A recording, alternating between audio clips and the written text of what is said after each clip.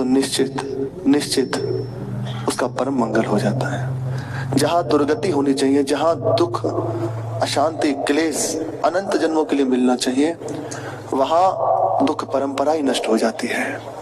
अनंत काल के लिए महान प्रभु के प्रेम राज्य में प्रवेश कर जाता है।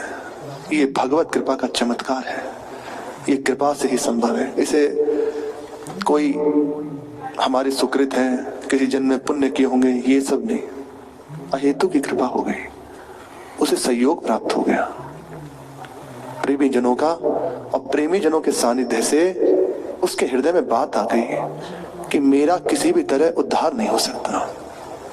अब एक ही मार्ग है जो संत जन कहते हैं कि प्रभु के चरणों का अनन्य भाव से आश्रय ले लो, अब जो होगा प्रभु करेंगे।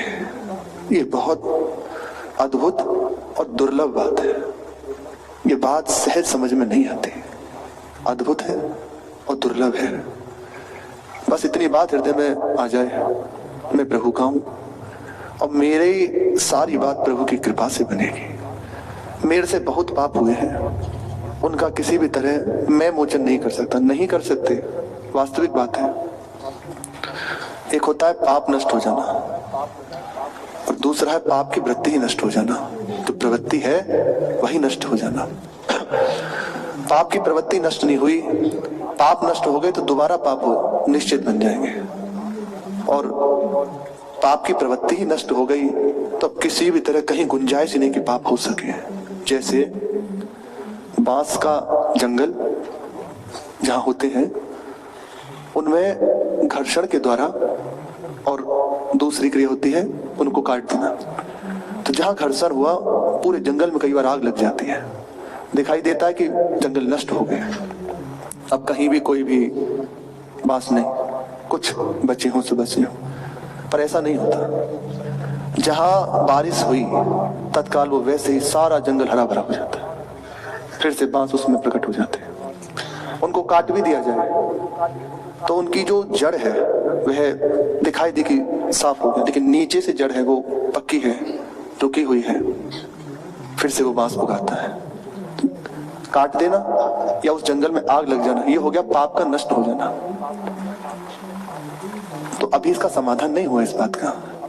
इसका समाधान है कि वो जड़ नष्ट हो जाए। उस जड़ के लिए उसे खोदकर उसमें छाछ आदि या कुछ और भी ऐसी सामग्रियां होती हैं जिन्हें डाल देने से फिर वो दोबारा उत्पन्न नहीं होता।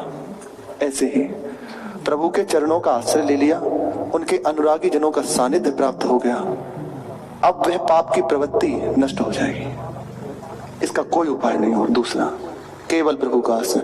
प्रभु स्वयं कह रहे हैं अपि चेत सुदुराचारो भजते माम अनन्य भाग। जिसने मेरा आश्रय ले लिया साधुरेव समन्तव्य सम्यक व्यवसितो हि सा, निश्चित निश्चित उसे मैं साधु बना देता हूं। अर्थात समस्त पाप प्रवृत्तियां नष्ट हो जाएंगी, सुख दुख लाभ हानि जय पराजय आदि में समता को प्राप्त हो जाएगा। साधु कोई भी परिस्थिति उससे विचलित न कर सके, कैसी भी परिस्थिति हो, आंतरिक या बाह्य, वह अपनी स्थिति में स्थित है, प्रभु के भजन में निरंतर लगा हुआ है। प्रभु कह रहे मैं बनाता हूं। समस्त अपराध समस्त पाप प्रवृत्तियां नष्ट करके वह साधु हो जाता है, मैं उसे साधु बनाता हूं। और भगवान ही बना सकते हैं। ये फ्रेम, ये सांचा बस प्रभु के पास है, किसी और के पास नहीं। वो एक क्षण में जिसकी ओर कृपा दृष्टि से देख लेते हैं